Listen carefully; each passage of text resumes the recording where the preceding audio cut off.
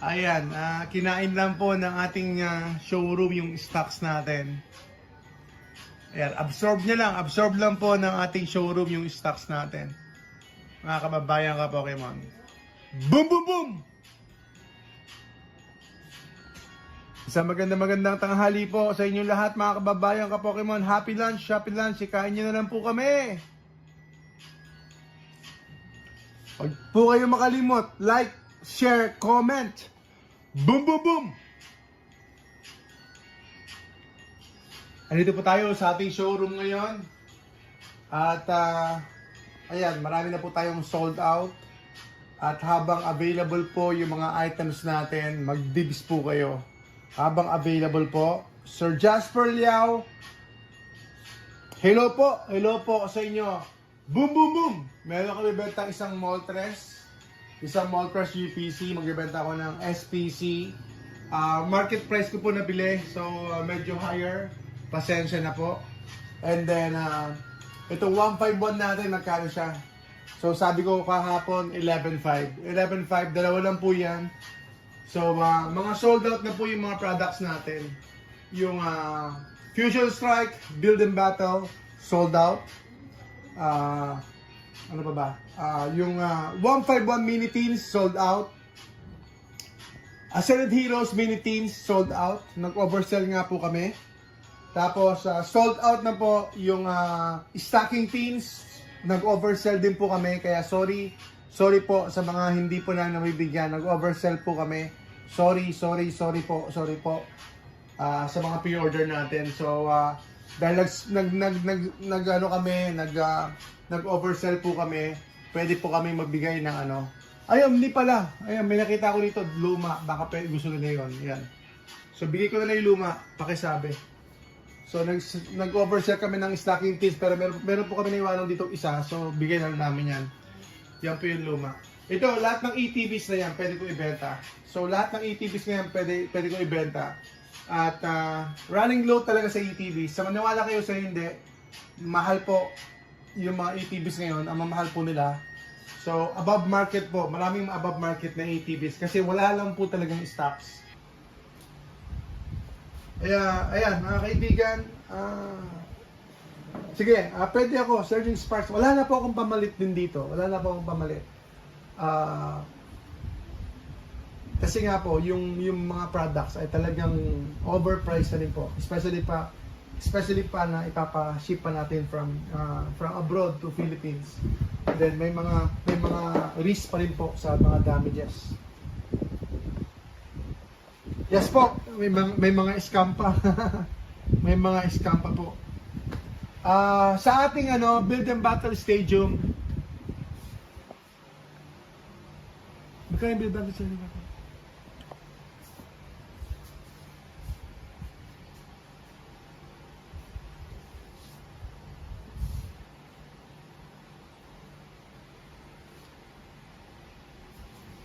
$40 po tayo. Build and Battle Stadium, 40 po tayo. 40.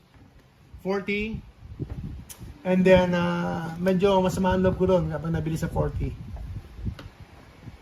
Medyo masama ang loob ko doon pag nabili ng 40. Ano lang po yan, biglang, alam niyo naman po, evolving skies, biglang hinuhugot lang yan pataas. Pag tumaas po yung presyo yan, biglang humuhugot lang po pataas. So, ang bilangin nyo na lang po yung mga packs. Yung bilangin nyo lang po yung pack value. At saka yung deck. Alam ko yung presyo ng deck may mahal din po doon. Kasi meron po siyang stamp.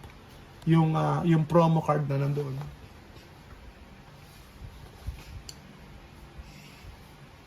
Ayan po, mga kaibigan, mga kababayan ka Pokemon. Open na po tayo. Baka sakali makakuha naman tayo ng Meowth. Diba? Meowth.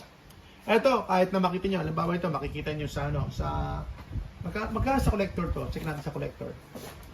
So baka kailangan din check natin sa collector to.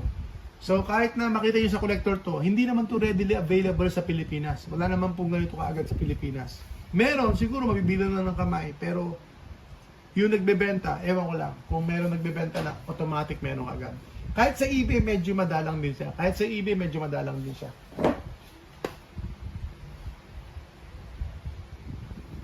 Boom, boom, boom! Nakakalimutan na natin mag-bell. So, Surging Sparks, medyo mataas po ang presyo natin sa Surging Sparks. Surging Sparks, medyo mataas po ang presyo natin kasi mataas ko rin po siya nakuha. Surging Sparks, baka nasa 18 po ako. 18 po ako sa Surging Sparks. Mataas ko rin po nakuha kasi yan. So, naabutan ako ng pagbaba. So, pasensya na kayo. Ganun lang din ako, ordinaryong tao. Naabutan din ako ng pagbaba ng products. At mostly ng mga products natin ay nasa market price po natin nabibili. And then naghihintay tayo ng time para mag-mature po yung product.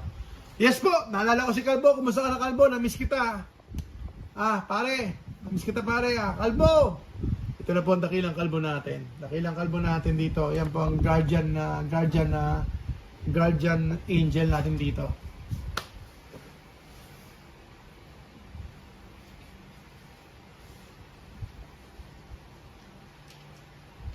At saka yung mga products na bihira, hindi po sila updated sa mga pricing. Especially po kung limited lang po yung mga purchase price.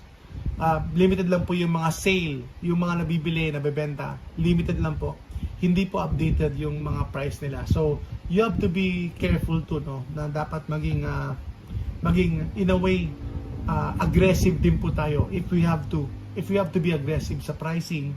Kailangan natin magtaas ang presyo or bilhin kaagad natin. Kahit na medyo sa tingin mo mahal, wala sa price guide, bilhin mo na agad. If you know what you're doing, kaya mong gawin yun. Kaya mong maging aggressive kasi nga, hindi po enough yung data. Ayan. Hindi po tulad ng mga products na everyday may nabebenta. Pero may mga products na hindi po updated. Hindi po updated. Tulad po ng itong product na.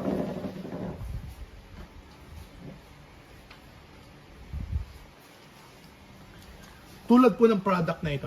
Tulad po ng card na ito.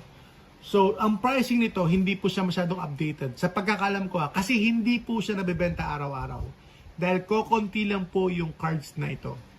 So, sa buong mundo, kokonti lang po yung cards na ganito. So, hindi siya mag-update palagi.